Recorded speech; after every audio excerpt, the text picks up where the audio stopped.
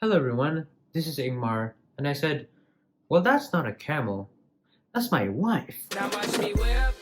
Welcome. This is a new project of mine named No Suro, in which I want to give reviews to 5 different albums and EPs from different new or underrated Indonesian artists with the purpose of promoting new or underrated Indonesian music to Indonesian youth. And I'm going to release 2 videos a week, every Wednesdays and Fridays, may change. So if you want, subscribe and turn on the notification bell so that you can be notified of my next video. Without further ado, let's head into the review. Today I'm going to be reviewing Aftersummer by Navakaine. Navakaine is a Jakarta native singer-songwriter based in Sweden who released her breakout single Skyliner on July 16, 2018. As she started to write songs at the age of 14, she then pursued education in America before moving to Europe. This album was released on July 17, 2020 and has a total of 11 tracks with a runtime of 40 minutes and 44 seconds. Being released independently with almost zero marketing, the album still features productions from 2 main producers, Gill of Nightlife Productions, a production company based in New York City, and Emil, Carlsson, a music producer and songwriter. I realized after writing the script that Navakaine actually contributed some production herself, so sorry about that. This project can be described as a pop record with influences from hip-hop, rock, and R&B, which reflects the moods of heartbreak, love, and trying to make it in the big city. The album felt quite emotional, but also quite exciting at times with the way some of the tracks are produced and the way she delivers her songwriting. Speaking of which, when I heard this album for the first time, I thought that the project felt extremely exciting. While I found the first half of the album to be a bit lackluster, I still really enjoyed the album with its wide range of production and singing, which the producers and Navakaine herself put into this album. As I am a victim to pop music, there were some moments where I was just banging my head while listening to some of these songs on this record. This project can be described in 2 words, refreshing and youthful. Considering the lyrical themes Navakaine puts into this record, I realized about halfway through listening to this album for the second time that this album felt very young. It really felt like a project one of my friends would make. Hey, yo! In a sense, that is a compliment because that is why it makes it so refreshing and so youthful. I feel like I haven't seen a lot of singer-songwriters or songwriters write songs with themes like the themes put into this record. And I feel like a lot of them are writing more unrealistic themes or writing more adult themes which they feel they can relate to, except for probably Rodrigo. And so I really like the way Navakaine expresses herself through her singing and her lyrics. The first track, Skyliner, one I mentioned before, is a pop ballad song featuring piano, pop experimental type drums, smooth string arrangements, and heavy bass lines. The song talks about the feelings of uncertainty and loss in a relationship that leads into a breakup. She then uses various metaphors and allegories to describe her feelings and her experiences. The second track, The Morning Demo, is a percussion-dominated pop song featuring heavy percussive elements, heavy, sort of tense and minor piano and electric piano lines, trippy and heavy bass patterns, and distorted, glitchy synth lines. The song talks about being stuck in the past yet never wanting to move forward. In the perspective of the character written in the song, she wants to be entertained and wants to feel everything all over again. The third track, Two in a Room, is a pop ballad with a horror-like piano sound, organs, rising and arpeggiated synths, repeating yet smooth guitar lines with lots of cinematic-like percussive elements. The song comes from the perspective of a girl who wants to be with a significant boy even though he is evil, because she feels that there is nothing better than them two being in a room. The fourth track, Better Off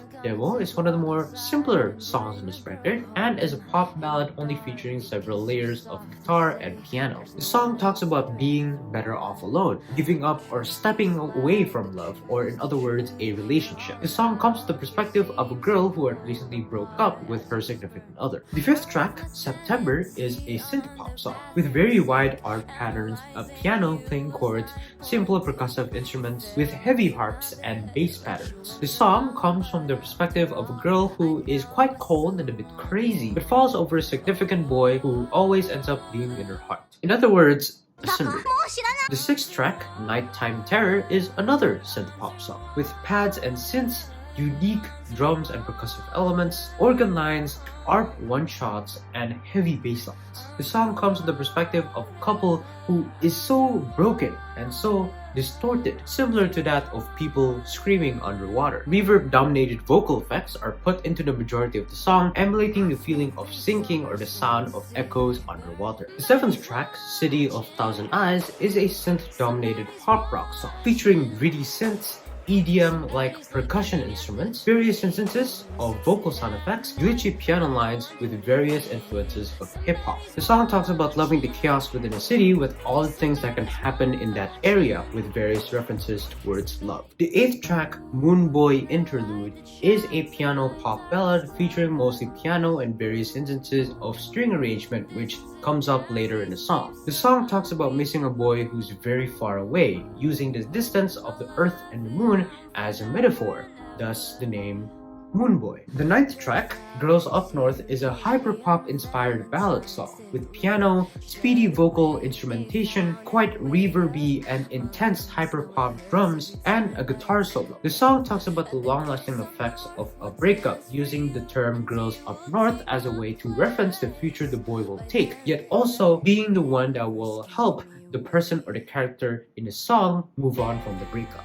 The 10th track, Finale, is a ballad song featuring a cinematic-like bass synth line, various instances of ARP, sad piano chords, simple and low-key drum lines, with various elements of quantized clock sounds and heavy sound effects and vocal harmonies. The song comes from the perspective of a person who is saying goodbye to love or is giving up on love. And finally, the 11th track, Aftersummer, is a pop song with RP piano chords, more busy and pop percussive elements, various instances of gritty and repeating synth lines, heavy bass patterns, and pad-like synths. The song is about looking back on love or looking back on life, and saying that no matter how bad the memories are, we'll still be hopeful for the future. While there are some inconsistencies with the vocal mixing and production, mainly because some of them are demos, as said in the track list, the project musically stayed consistent, and there weren't any songs that I felt were bad or noticeably different from each other in terms of its genre, songwriting, and production. With instrumentation that fitted so well with their singing and songwriting, it added to the overall complexity and catchiness that the songs have on this record. It felt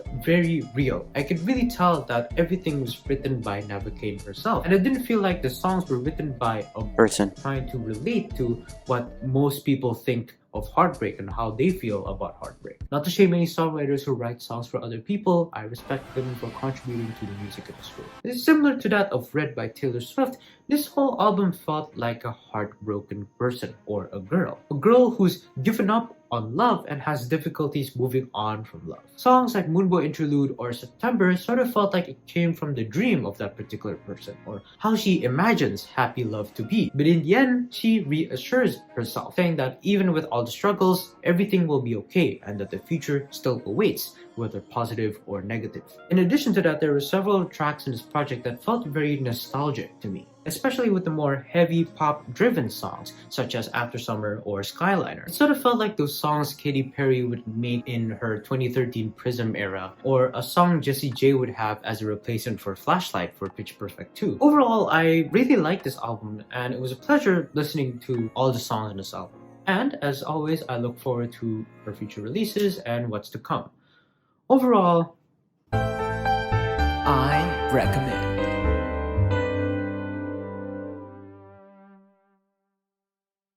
Transition. See what I did there for the 4th time. Thank you so much for watching this video. I hope you all enjoyed it. As always, if you want, subscribe and turn on the notification bell so that you can be notified of my next video. You can listen to this album on Spotify, Apple Music. These are almost all major streaming platforms using the link that I provided in the description below. She also recently released a new single, Rise from the Grave, which you can also check out through her artist profiles. As always, this has been Ingmar. Thank you for watching this video and signing out. Bye-bye.